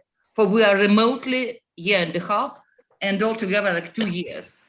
So it will, of course, take time, and we are under time pressure. And there was no such discussion in European Parliament, but I believe that now when we have this group, we have to do it, of course. But now we're approaching summer, so in September immediately, but it is very short time. Okay, yeah. So it's follow-up is maybe really a key word, follow after the summer holidays and after we can meet again. I would like to ask also Nicolo. Oh, sorry, Gerald, do you have a brief question? I have a brief question to Jana. Due to the no of the Danish people to the Treaty of Maastricht, the European citizenship is depending on national citizenship. Are the parliamentarians aware that Alexandra von Westernhagen, Ulrike Giraud, and others have raised a case at the European Court of Justice to make European citizenship permanent status, so that we can denationalize the European citizenship? Okay, Jana? I believe that of course many people are aware of that, but the thing is that not everybody is in favor. This is the thing. For why, as I mentioned already, some good ideas are just buried somewhere in council. They cannot agree with each other. I mean, one thing is European Parliament, and the absolutely different thing is when we come together 27 prime ministers. So this is much more complicated. That's not enough, but we know. We have to. But obviously, its complexity. The complexity meets the need for simplicity. I mean, ordinary citizens can't be faced with complexity all the time, I believe. So that's really the key challenge, or one of the key challenges, I feel. But I'd like to ask Nicolo, what needs to happen, Nicolo, if you were... Okay, let me say two things. One, what needs to happen on the side of the institutions is to show that participation is meaningful in the Conference on the Future of Europe. It's true that very few people know about the European Citizens Initiative. Even people who know about European Citizens Initiative could justifiably be skeptical about how much impact this has on decision-making, because almost inevitably, the Commission refuses to follow up. And indeed, one of the main examples of a successful European Citizens Initiative that I often use is precisely one that was disallowed by the Commission. That is to say, the unofficial collection of signatures against TTIP, which showed a huge support and no doubt also contributed towards the trade treaty with Canada and then TTIP being abandoned. So it's again a proof of the ways that going around the institutions can sometimes be useful, but it would be even better if it can be demonstrated through this innovative moment of the conference that citizen participation is really followed up and is setting the agenda. So that's what needs to happen from the institutions for me. For the rest of us, I think that it's crucial that we show the ways that European citizenship interacts with the issues that people are mobilized around. And this is also about building unusual coalitions, as I mentioned earlier.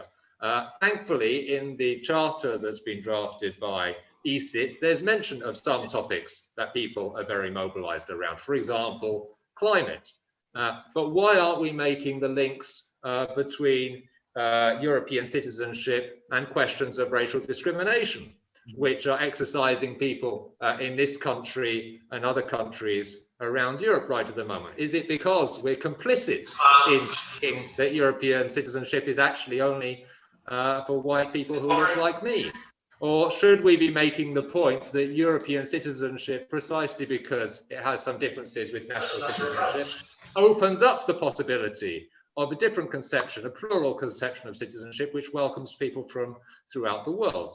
You'll hear in my voice which side of the argument I would be on, but the point is we should grasp onto these controversial issues. We should be explaining to the protesters in Bulgaria over last summer, who they didn't take a summer break, they were protesting against corruption in Bulgarian government. we should be explaining to them, and I suspect many of them already know, but they'd be pleased to hear it from the rest of us, that this is crucially about European citizenship. At the moment when we have historic recovery funds, it's absolutely essential for European democracy that we have trust that there's not corruption, whether it be in national capitals or in European capitals.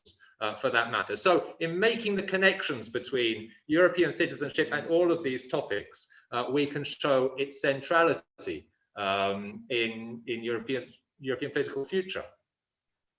And clearly you keep up spirits and energy around European citizenship. One might think that if you have internal squabbles in the political elites, people will resign and say, I'm not going to take part in all that nonsense, you know. So how do you see that challenge of avoiding resignation among ordinary citizens?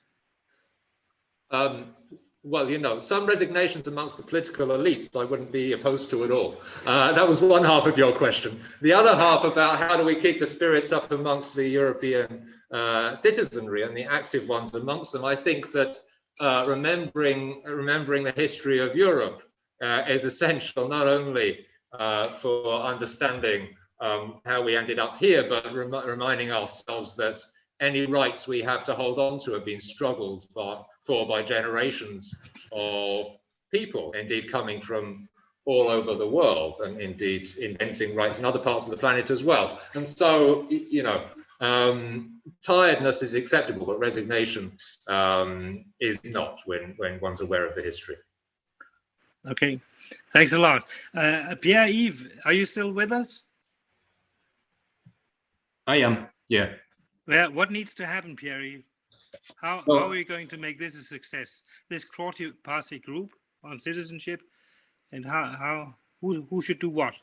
Well, actually, I was going to volunteer some thoughts about what needs to happen on our side. And to me, it's all about making European citizenship concrete to ordinary people. The danger very often is that it speaks to everyone here, you know, on this Zoom conference, but beyond our circles, it does not resonate, or not sufficiently. Mm-hmm. And it's something that I perceived vividly when I was a member of parliament, you know. And we want to make sure, and now is the time, I guess, that mm-hmm. people at local level, and I hate this expression, but ordinary people, understand the content and the potential of European citizenship. And that often comes with op-eds. Okay. Articles in the local papers, in the national papers, in the regional papers, and not only in political or these kind of magazines that we all like, but that are not read by the millions of Europeans that still need to see the value for them of European citizenship. And that is, in my opinion, a critical step in order to build, you know, the support for the action that we're launching. Okay, thanks a lot. Thanks. We need to write op-eds and articles, and I agree with you totally. We have to move on in our program. I'll now give the screen to Susanna, who will lead us through the final minutes of our session. So Susanna, are you still with us? Yes, absolutely. I haven't left. I'm just actually checking.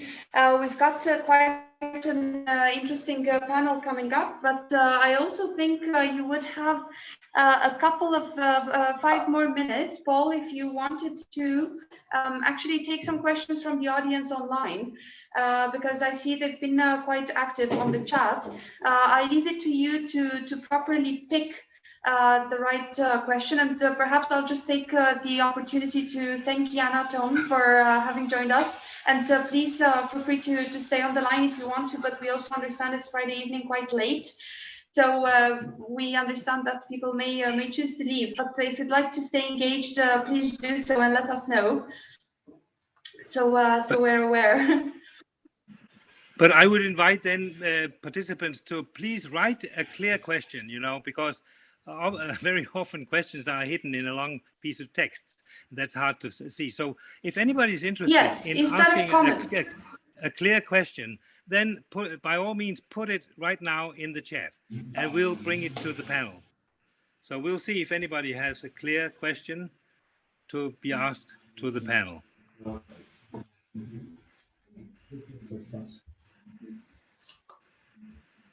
I'm being told that you can also raise your hand as an option. Okay, I have a good question now, I think. There's a lot of talk about rights. Why don't more people talk about what duties the individual citizen has? Duties versus rights. Who would like to comment on that? Maybe if I can just jump in to talk a little bit about the cross-party group of MEPs, and to say that actually we do plan to tackle such difficult questions that go into the, let's say, a deeper root of political theory and democratic theory. And that's part of what we plan to do. And we are hoping to actually develop a comprehensive vision to answer this question. Now, of course, we are here focused on a statute of EU citizenship rights. And this is the main point that we want to develop, because actually EU citizenship is unique in the world. And it's the first form of transnational citizenship. So it becomes extremely interesting. Now, of course, the obligations that EU citizens have are somewhat outside of the scope of this discussion, but are important nonetheless. In any case, I just wanted to say that you have a chance to also encourage us to think about this inside the group and to discuss it with members of the European Parliament from various political families, to also get to hear different takes on this relationship between citizens and, well, we hope primarily their rights, but we can also seek to explore the other side of the coin. Nicolo, do you want to try to answer the question as well? I try to be very brief again. I think that, you know, one needs to talk about duties as the flip side of rights, but first give us some rights. You know, and if you want to talk about duties and do it the other way around, well, I think it's a good example, the one that has already been raised a couple of times. Everybody in Europe is obliged to go to school and be educated. Where do they learn about European citizenship? You know, so in fulfilling one's duties, my kids go to school every day. You know, where do they learn about European citizenship? So this is the kind of thing that I think is a useful discussion from the point of view of responding to citizens' demands. Rarely are citizens calling for more duties and mobilizing around them. They're calling for more rights. So I think it's quite reasonable to start in that order. All right, thanks a lot. Another question came up in the chat. How do you avoid seeing EU citizenship as a threat to national citizenship? Why would you see it as a threat? Or how do you avoid that?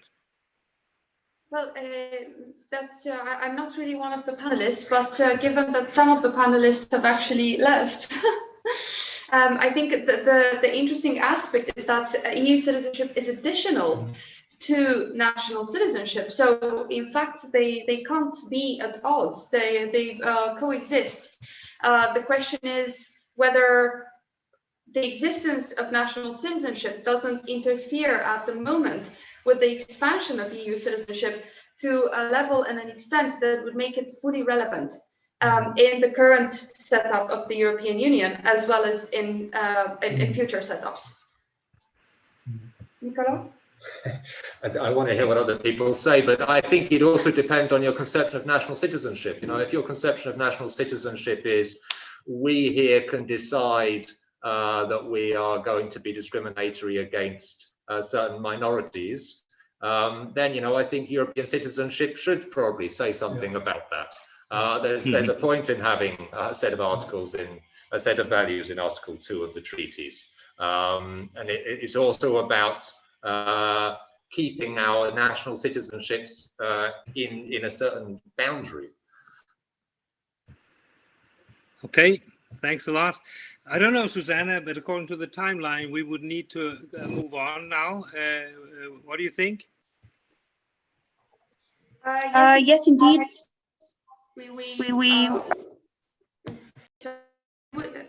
Which one am I using? This one. Okay, yes, sorry. We've got a lot of computers going on. And also the reason why we're a bit delayed on the schedule is because being a hybrid event, we've had several MEPs that announced they would be joining us to speak about the future of this cross-party group. But we are not quite clear who's joining in person and who's joining online.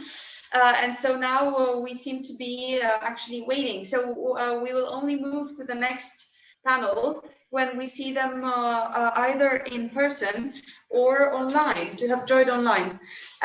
So in that sense, I think in a way that actually serves the purpose of the conversation that we're having, which is a conversation we should be having, and perhaps to invite all those on the line to also comment on the Charter of Rights, because the interesting thing is that it is an experimental one. We do plan to open up for feedback for another 6 months.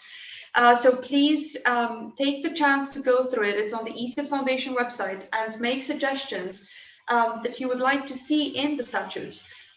So this is a huge part of what the cross-party group of MEPs will discuss. And actually, it will be good to have feedback from citizens to find ways to integrate it. I see there are many questions in the chat. I have to say that a lot of them go up. Yeah, please, Paul. Well, there's one here that says, should a truly digital EU citizenship be extended to all members of the European Council, bearing in mind the new charter or statute? That's an interesting question. Yes, I have to properly understand the question, but I think if we're talking about full digital citizenship, we should be talking about education for full digital citizenship, so as to avoid further inequalities being generated. But if you're talking about applying them to institutions, we're actually entering a new interesting space for political discussions, whereby the digital world actually can create a link between elected officials and the citizens they represent, a link which we should find ways to strengthen and include in applications that develop, or so that could be a potential link for enhancing democracy. But the question is, yes, who has access to that? And so for now, it seems as though the EU still has a gap, and of course the pandemic. Okay, and of course the pandemic has really tested that. I would now like to actually welcome Karen Melchior, who's joining us from a distance, from a very interesting trip that she's making at the moment. She's one of the MEPs in our cross-party group of MEPs interested in EU citizenship, and we're very, very glad that she could join us. Karen, please, what is your perspective on the role of EU citizenship and the role that EU citizenship can take in the Conference on the Future of Europe, and how should we expand it looking forward? Thank you very much for adapting the event in order to, just a second. Thank you very much for adapting the event in order to make space for me. I'm in Warsaw, where I will be attending the Warsaw Pride tomorrow with activists and also embassies. And for me, European citizenship has to do with the rights that we have as European citizens, not limited to the rights that a specific member state is giving to us, but the rights that come from the European Treaty and also the values that are inscribed in that. For me, the European Union is a community of values, and then it's a common market, and that we use the market and the economics as a tool to make sure that we have the European values and that we uphold them.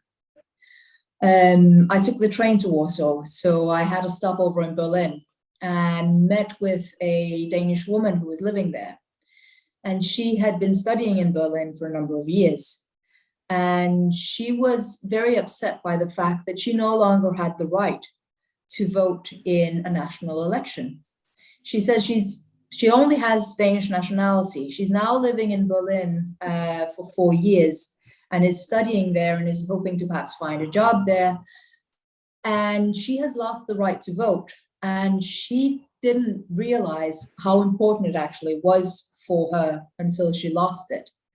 And we are creating groups of disenfranchised European citizens because they make use of the freedom of movement, that they lose the right to vote in national elections. So both on the upholding the rights for all European citizens and also making sure that European citizens are able to vote in at least in one national election, either in the country that they live in or in the country of their nationality, is for me really crucial. And I think bringing that into the Conference on the Future of Europe is kind of what it's all about.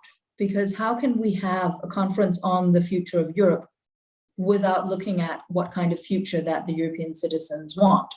We can't just look at what the individual governments want. We need to listen to the citizens. So thank you very much for organizing the events and the Citizens Initiative. And I'm really looking forward to the work in the MEP group with my colleagues. Well, thank you so much, Karen.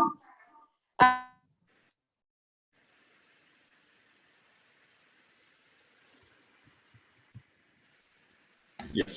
Sorry for that, but thank you so much, Karen, and I hope you kept the contacts of the Danish women you've met in Berlin, because in fact the ESA Foundation is in the process of actually launching a collective complaint on the disenfranchisement of rights that you refer to, which is happening to Danish citizens living in another member state, as well as to other citizens of other member states who have moved away, exercising the freedom of movement inside the EU, but that has resulted in a loss of political rights. So we're actually very keen to pick up that dialogue and to continue on it. So thank you very much, and perhaps Paul, as a Danish citizen on the line, yes. Would you like to address Karen? And thank you once again, Karen, for having made the time to join us. Well, actually, Karen, we know that the challenge of mobilizing ordinary citizens, as you put it, is a tough one. I mean, in Denmark, we seem to be much more positive towards the EU now than before, but I can see the challenge of mobilizing people around the conference on the future of Europe. Do you have any ideas of how can we make that happen so that Danes in general feel an obligation and a desire to take part? In a way, it might be a little bit counterintuitive, but we shouldn't be talking about the Conference of the Future of Europe. We shouldn't be talking about the process and what the results will be of it, but be concentrating on what we want to achieve, what Europe is providing us, and what we want to become better. So a little bit show it, don't tell it. Try and find a way of listening to the citizens and the people who are not interested in politics, because those of us sitting around the cameras and meeting in Strasbourg, we're the odd ones. We're the ones that use more than 5 minutes a week looking at politics and thinking about politics.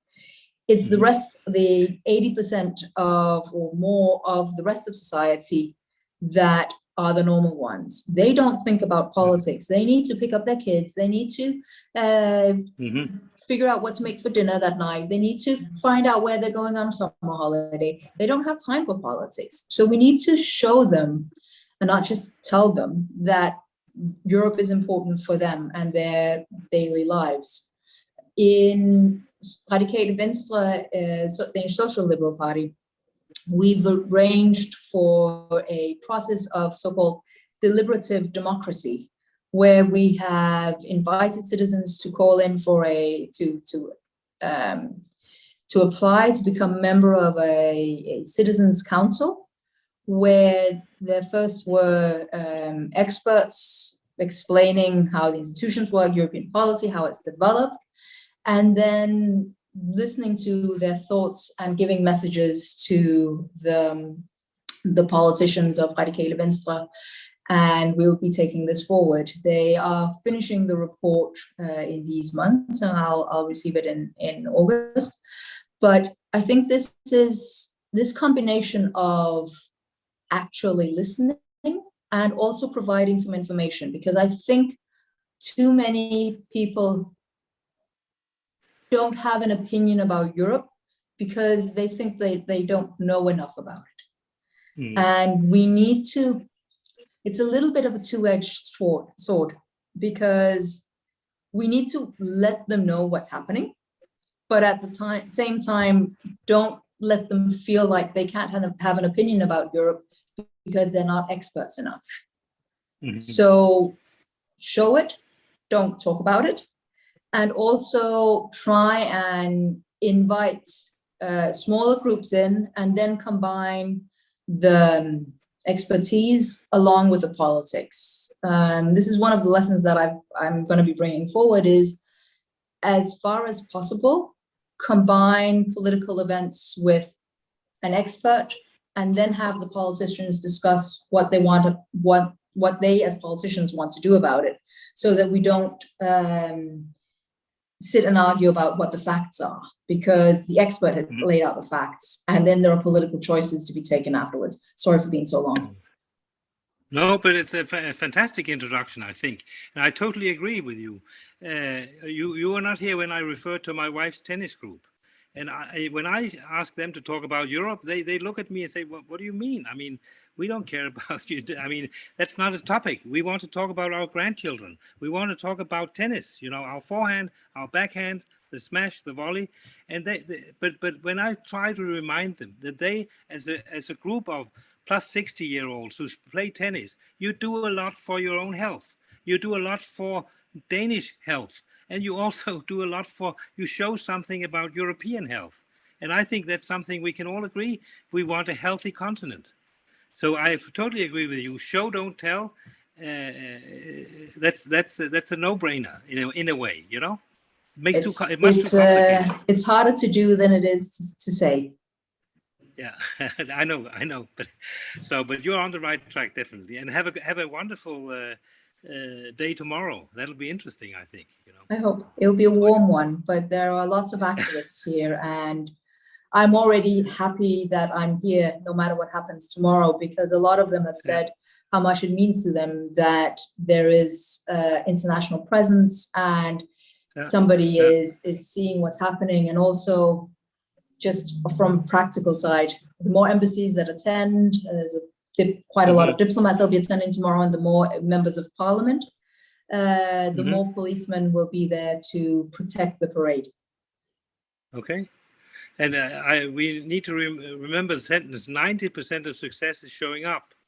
So you understand 90% of success is showing up. Yeah. So thank you so much for allowing me to show up tonight. Yeah. Take care. And Susanna, back to you. Susanna? Of cross-party MEPs. I hope you've heard what I've said, but not sure. But in any case, many thanks and best of luck there. We'll be back in touch. Sounds good. Thank you so much, Susanna, for making this happen. Have an excellent evening. Thank you. All the best. Bye. Bye-bye. Bye. Okay, thank you very much. And now we would like, where we've been joined now by the member of European Parliament, Helmut Scholz, who's actually been appointed as an observer on the Conference on the Future of Europe Executive Board. Thank you, Helmut, for being here with us. Can you hear me okay? I can hear you very well. Thank you for the invitation. It is a pleasure for me, even from Strasbourg, where we are on the eve of the first plenary conference, to join your exchange of views and your consideration. Well, we're also in Strasbourg, actually, just across the street, but very nice to be able to connect while still in a controlled temperature. We're all complaining about this. I fear to walk out. Yeah, I fear to walk out because I didn't know exactly how long you will sit together, and not to waste any more time, because we had until now we had different meetings dedicated to this conference. Yes, so so tell us, sorry what is for the being late. prospect? Sorry No for problem being at late. all. We're keenly awaiting your input. What would you say is the prospect for European citizenship to be one of the core pillars on the future of Europe, and what should we do to make such a prospect become a reality? First of all, I would say the active participation in the whole understanding and the structure of the conference is important to spread out the idea for such a European citizenship. And I see it as necessary that we are developing new ideas, new forms, which are dealing with the challenges for any citizens through all 27 member states. So we are discussing very often in the European Parliament about the electoral law, about different forms of shaping policies in the one or the other area, but we are lacking about the cultural understanding that we are Europeans and we have common values, common interest in living together, in promoting the ideas from the manifesto of Ventotene and the Spinelli Rossi ideas over the Schuman plan, etc., to develop certain cooperation. I think the idea of a European citizenship is one of the tools we can use it. But of course, the citizenship and the struggle for this mode for is an opportunity to discuss what is these common interests, what are these common values we have together. If one member state, for example, until today has not really joined the Fundamental Rights Charter, so there is a lot of question mark also from rights as well as from obligations, being as a citizen, being as a region, being as a national state, being in structures within the European Union. And therefore, I think this could be the issue. And so beyond the question of to being informative about this idea, about saying, to go out and raise a question, what would be the preconditions for such European citizenship? Do we have a double citizenship as a transition period from member state citizenship through the citizenship of the European Union? And by that saying we have rights, that is linked, of course, to the Fundamental Rights Charter. This is linked to the implementation of the treaties, and probably we all agree we have even to go beyond the reality of today's treaties if we really want to have a living together of citizens who are affected in different ways from the contradictions also still existing within the European Union. And saying we want to be European citizens as national citizens, because we think the European Union is more than only an internal market. Absolutely. Thank you so much. Thank you so much, Helmut. And I very much hope that we will have an opportunity to exchange further on some of the ideas you shared. In particular, the preconditions for European citizenship, as you refer to them. These are ideas that we're actually exploring at the moment in the context of the statute on EU citizenship, which we've launched tonight as well. We are inviting feedback for the next 6 months. So we will most certainly reach out to you and seek to share the statute as well as to receive your input and to see how ambitious can these preconditions for European citizenship be, so that they inspire energy and commitment to the European project. Don't hesitate to reach out. Yeah, don't hesitate to reach out. And maybe an additional information shortly. I just presented in the Constitutional Affairs Committee of the Parliament, of the European Parliament, an initiative report about citizens' dialogue and participation of citizens in the decision making. And that is, of course, in a certain way dedicated to the aim and to the idea you are presenting with your concrete proposal. And maybe you have a look on that. It will be voted in July in the plenary here in Strasbourg. Hopefully it will be voted, so I have to see how the realities will be. But that is linked to the question that I want to give citizens more opportunities, more possibility to interact with the directly elected members of the European Parliament, with elected members of the national parliaments or even the regions, etc. So to have this interaction, because only the interaction between citizens with their concrete and very, I mean, linked to the real daily life concerns or even proposals for changing something, we can develop a democratic coexisting, co-living inside the European Union. And that, I think, is a continuation of the idea of the Manifesto of Ventotene, which has been written under dramatic circumstances on this island, imprisoned by the German Nazis. And therefore, I think we should pick up these ideas and transplant this in the 21st century. Thank you. Thank you. We have a shared goal on enabling citizens' participation, and we will most certainly be in touch before July. And we look forward to seeing, to supporting the report. Really, I have to now actually invite Brando Benifei to join us. He is actually joining us in person in 5 minutes. Sorry, it's the beauty of a hybrid event. It's just that we have to be particularly flexible. Just the message popped up as I was about to invite him to speak on the line. But in any case, just to summarize what today has been about a double launch. The launch of the statute that I just referred to, as well as the launch of the cross-party group of MEPs who have committed themselves to advancing European citizenship in the remaining years of their mandate, but especially towards the Conference on the Future of Europe. So in that sense, it is so much appreciated that you've made time to join this event, also living the very principle that you just described, the link between citizens and their elected representatives.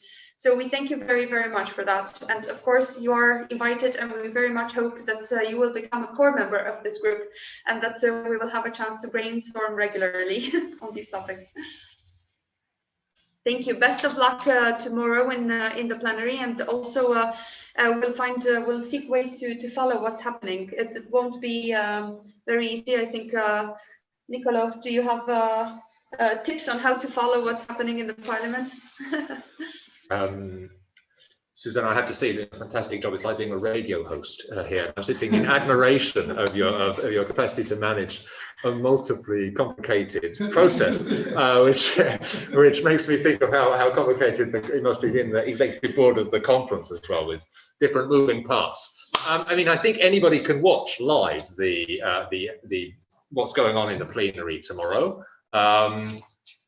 So that's one way to follow. I think that the organizations that are inside, because they have seats as NGO members or members of parliament who are exemplary in reaching out to their publics, such as those that have joined us this evening, have a responsibility to explain to their audiences what is going on and their opinions about it.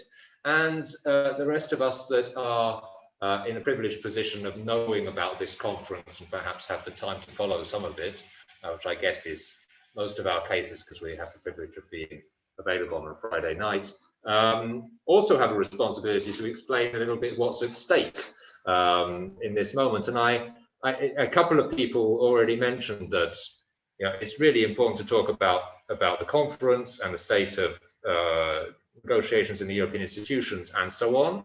But I think as many people have also tried to point to this evening, the really important thing is what's going on in Europe when it comes to citizenship, citizen rights, and the state of democracy. There's really crucial battles going on around that, and the timing of the conference, although I don't think it interacts in an ideal way with all of those struggles, is also well timed in the sense that it's going to cover the period of German and French elections, which are going to be crucial moments, decisive moments really, when it comes to deciding about the future of Europe. And I think that perhaps an aspect we haven't talked about quite so much yet, but is implicit in some of our discussions this evening, is about the role not only of insisting on European citizenship and its prioritization in the European institutions, but insisting on European citizenship and its prioritization also in national governments, because we all know that they have a really important say in what's going to happen next. So I think that it wouldn't be amiss to have some reflections as well about the election campaigns in Germany and in France in particular, but I mean, everywhere it happens, it's important. And we shouldn't be afraid of raising the point of European citizenship also in these contexts. Absolutely. Well, thank you very much. I would suggest, first of all, I want to thank everyone who's still on the line with us, because it's really an impressive commitment from your side. Just you can hear voices, it's because someone's arriving. Hello, hi. Hello. Hi, Brando. Hi. Okay, so thank you so much, Helmut. Please feel free to stay on the line if you so wish. But at the same time, we understand it's a Friday evening, so if you have other events, don't feel bad. We very much appreciate your input. This was very useful and a lot to build on. And Brando, thank you. You've joined us from the Parliament. Yes. Tell us a well, little from bit. the Parliament building, but not for Parliament work, in fact, but for the Conference on the Future of Europe. That's what we're interested in discussing. Yeah. I know. So what are the prospects for EU citizenship to land as one of the critical points in the discussions on the Conference on the Future of Europe? Well, I think it must be addressed in the debate. We are still in the preliminary phase, in the sense that today we only had the meetings of the political families caucuses of discussion on the various ideas of the political groups and also some informal meetings. Tomorrow we have this first plenary, but this is really a starting moment of the conference. The real, very substantive work will be from October, when we will have the first panels already of the citizens, and the working groups of the conference will start.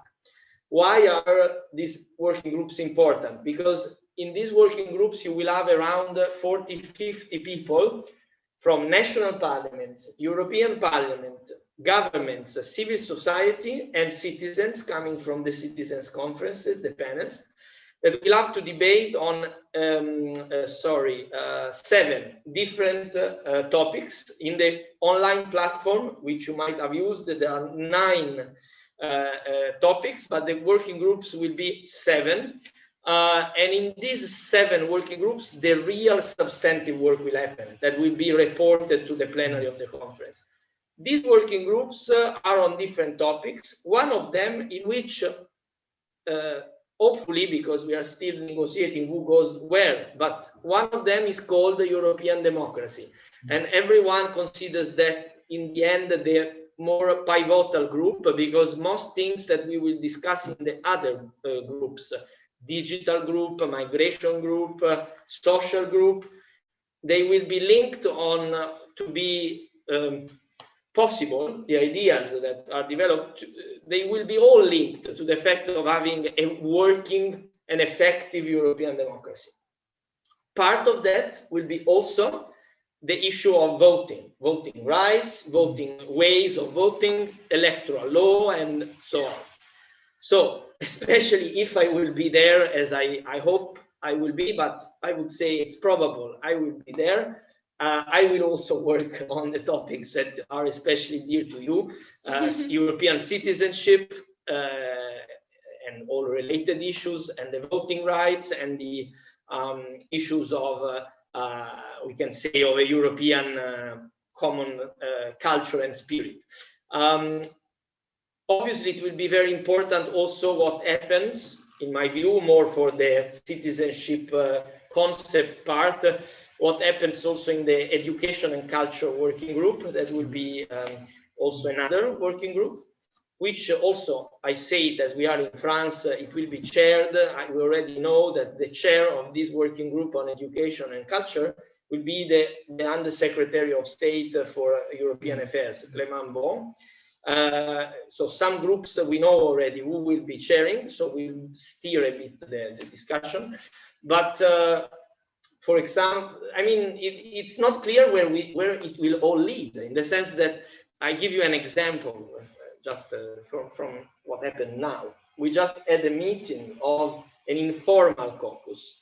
It is the Spinelli caucus. I'm the chair of this president of this Spinelli group that is inspired by Altiero Spinelli, one of the founding fathers of the European integration. And our caucus is focusing on how we can subvert the idea of many governments that this conference is only a debating exercise, blah, blah, blah, citizens' ideas, then it's a manifesto with generic intent and it finishes like this. We want to completely hijack this. We want to ruin the life of these governments that have this idea of the conference, because after the pandemic, we are convinced, many of us are convinced, and we had this multi-party group that just met, that we deserve a real concrete debate that takes into also procedures and decisions that leads to some changes, not just debating, but also changing Europe with the conference. So we will be, I mean, working on this, and already today I see the potential of the conference in the sense that it's a framework that, in my view, can be used also over the original ideas of those that convened it. Because already, and I conclude on this, the parliament obtained that the conference actually has this kind of plenary moments and the working groups. Because originally, many of the governments of Europe wanted to have citizen panels with citizens saying what they think, and then an executive board very small with the governments and the parliament leaders that on a closed room will take these and say, beautiful, citizens are always right, and write a manifesto of intent that will be beautiful for freedom, for justice, for social equality. Who is against that? Find a politician that says that he's against justice, against social equality, against... So, empty words. But we fought against that. We wanted to have a real big assembly idea of the conference that can bring the ideas of the citizens at a larger scale to a some 100 people assembly. That is what is starting to be convened in this weekend, with national parliamentarians, European parliamentarians, governments, social partners, civil society, and the representatives of the citizen panels.